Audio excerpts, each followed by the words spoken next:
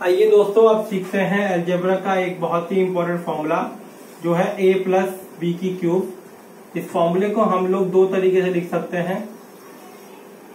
चाहे आप इसको ऐसे लिख लीजिए,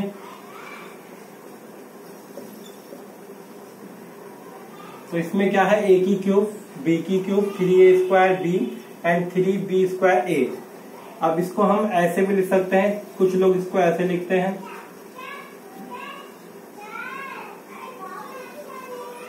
प्लस बी की क्यूब। अब मैं आपको इस फॉर्मूले को एग्जांपल से समझाता हूँ, क्योंकि जब तक फॉर्मूले को आप एग्जांपल के साथ नहीं समझेंगे तब तक आपको एग्जैक्टली ये पता नहीं लगेगा कि कहाँ पे हमें कैसे यूज करना है। तो हम इसका एक छोटा सा एग्जांपल लेके आपको सिखाते हैं। मान लो x प्लस 4 की क्यूब हो गया।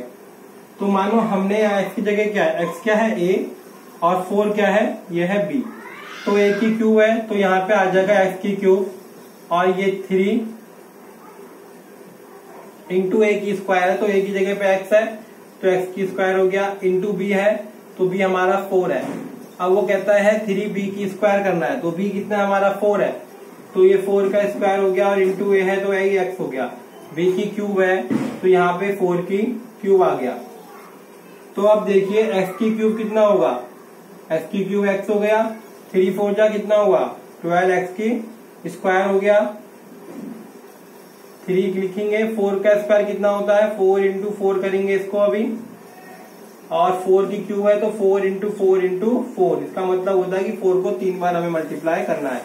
x की क्यूब हो गया 12x की स्क्वायर, 3 4 जा 12 एंड 12 4 जा 48x प्लस में 4 की क्यूब करेंगे तो कितना हो जाएगा, 4 की क्यूब करेंगे तो हो जाएगा 64। 4 4 जा 16 एंड 16 4 जा 64।